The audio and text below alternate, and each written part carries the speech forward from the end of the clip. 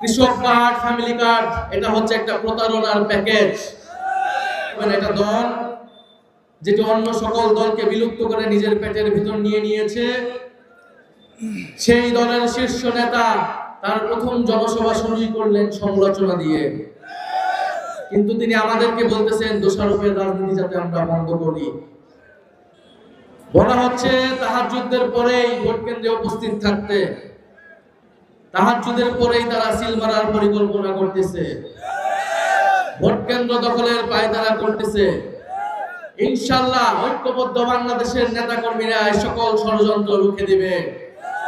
12ই ফেব্রুয়ারি আমরা অপেক্ষা করব, আমরা ভোট কেন্দ্র পাহারা দিব। আমাদের বোনেরা, আমাদের মায়েরা, আমাদের সাধারণ মানুষ যাতে নির্বিঘ্নে নির্ভয়ে উৎসব মুখর পরিবেশে ভোট প্রদান করতে পারে। যারা এই ভোট প্রদানে বাধা হয়ে দাঁড়াবে, যারা নানামুখী ষড়যন্ত্র করবে, তাদেরকে কঠোরভাবে প্রতিহত করা হবে। প্রিয় সংগ্রামী বন্ধুগণ,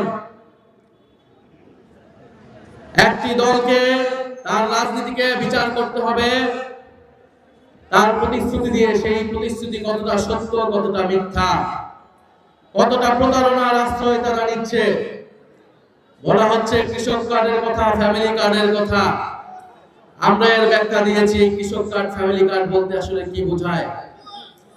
আপনারা যারা এখানে মুরব্বীরা আছেন, আপনারা 2001 সালে নির্বাচন দেখছেন কিনা? সেই 1 সালে নির্বাচনের আগে অনেক প্রতিশ্রুতি দেওয়া হয়েছিল। আমি কয়েকটা প্রতিশ্রুতির কথা বলতেছি। তারা বলেছিলেন তারা ক্ষমতায় আসলে বেকার ভাতা দিবে। তারা বলেছিলেন তারা ক্ষমতায় আসলে কৃষক এবং শ্রমিকদের পেনশন দিবে।